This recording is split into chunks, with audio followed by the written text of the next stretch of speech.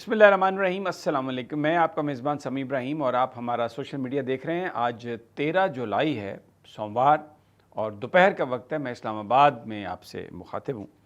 3-4 بڑی important development ہے۔ ایک تو مولانا فضل الرحمان کا ایک خطاب ہے جو انہوں نے شاید قصور میں کیا ہے۔ بڑی انہوں نے امپورٹنٹ باتیں کہی ہیں پاکستانی پولیٹکس کے حوالے سے۔ اس پر بہت سارے لوگ اپنی اپنی رائے کا اظہار کر رہے ہیں، کچھ لوگ تنقید کر رہے ہیں۔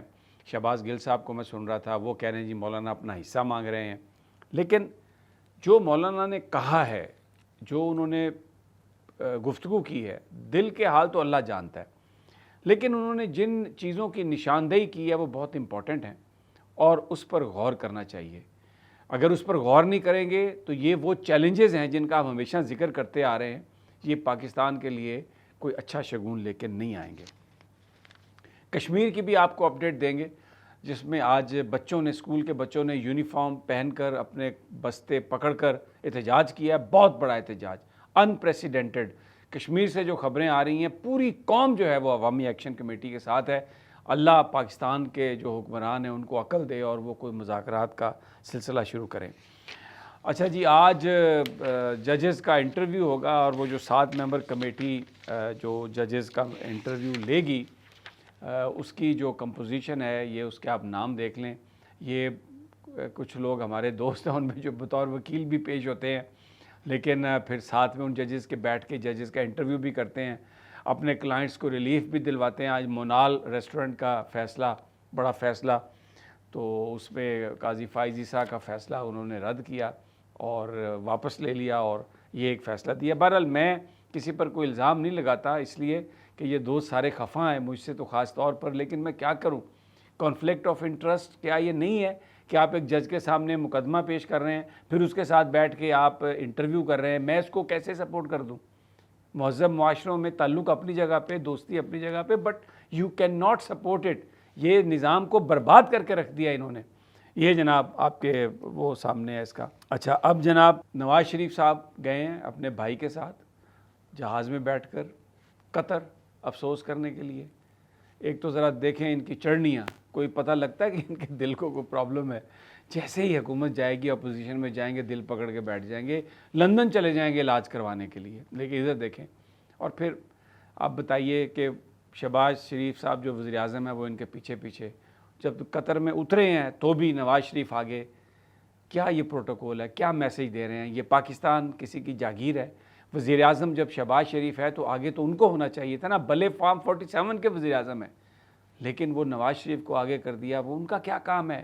یہ کیوں 25 کروڑ لوگوں کا مذاق اڑاتے ہیں، ان کی غیرت کا، ان کی عزت کا، کہ کیا یہاں پر یہ سب جو لوگ کیڑے مکوڑے ہیں؟ ویسے تو ہم ہیں ہی کیڑے مکوڑے، لیکن یہ اس لیول پہ تو خواری نہ کروائیں۔ بہرحال یہ آج کے موضوعات ہیں، اور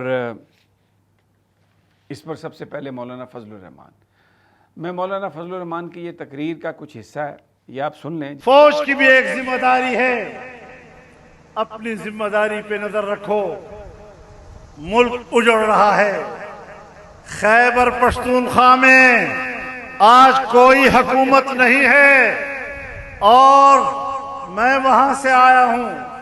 میں بتانا چاہتا ہوں پنجاب کے لوگوں کہ مغرب کا سورج غروب ہونے کے بعد صبح سورج کے طلوع ہونے تک پولیس اپنے تھانے سے باہر نہیں آتی، اور جب پولیس تھانے سے باہر نہیں آئے گی تو پھر سڑکیں مسلح گروہوں کے سپرد ہوں گی، پھر سڑکیں اور راستے ڈاکوؤں کے رحم و کرم پر ہوں گے۔ آپ کی حاکمیت کو میں اپنے صوبے میں جانتا ہوں، تمہاری کوئی حکومت نہیں ہے۔ اس میں انہوں نے بڑی امپورٹنٹ بات کہی ہے۔ وہ کہہ رہے ہیں کہ کے پی کے میں رات کو جب سورج غروب ہوتا ہے تو پولیس تھانوں میں بند ہو جاتی ہے، باہر نہیں نکلتی، اور بلوچستان میں یہ صورتحال ہے کہ پہلے تو بلوچ علاقے میں ریٹ نہیں تھی، اب جو پشتونوں کا علاقہ ہے وہ بھی خون میں نہایا ہوا ہے۔ مولانا نے اس کے علاوہ اور بھی بہت ساری باتیں کی ہیں۔ انہوں نے فوج سے کہا ہے کہ آپ اپنے دائرے میں رہ کر کام کریں، آپ جو آپ کا ایک آئینی دائرہ ہے، کردار ہے، آپ اس سے باہر نکل کے سب کچھ کر رہے ہیں۔ پھر انہوں نے کہا کہ آپ الیکشن لڑیں، وردی اتاریں اور الیکشن لڑیں، اگر آپ کو اتنا ہی سیاست کا شوق ہے۔ جو اس کا مطلب یہ ہے کہ جو بھی D G I S P R یہ کہتے رہے کہ فوج پولیٹکس میں ملوث نہیں ہے، مولانا فضل الرحمان نے آج اس چیز کو مسترد کر دیا اور انہوں نے کہا کہ نہیں، آپ وردی اتاریں، الیکشن لڑیں، پھر آپ کو پتہ چلے۔ کچھ لوگ کہہ رہے ہیں کہ یہ جو انہوں نے کہا ہے وردی اتاریں، یہ تو ویسے ہی بات کی ہے، در حقیقت وہ آرمی چیف سے کہہ رہے ہیں کہ آپ آئیں اور آپ وردی کے ساتھ صدر بن جائیں، جس طرح جنرل سی سی نے کیا تھا۔ اب یہ مختلف لوگ انٹرپریٹیشن کر رہے ہیں، انہوں نے ایسی کوئی بات کہی نہیں۔ اچھا، اب انہوں نے کے پی کی حکومت کو برا بھلا، انہوں نے کہا کہ کوئی حکومت نہیں ہے میرے صوبے میں۔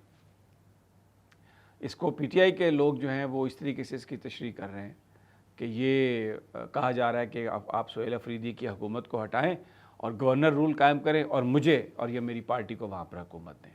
یہ ایک شہباز گل صاحب اور دوسرے جو لوگ ہیں وہ یہ انہوں نے اس کی یہ انٹرپریٹیشن کی ہے۔ لیکن اپنی تقریر میں مولانا نے افغانستان کے حوالے سے بھی بات کی ہے، جس میں انہوں نے مذاکرات پر بات کہی ہے اور کہا ہے کہ یہ بارڈر سیل کر دیے گئے ہیں۔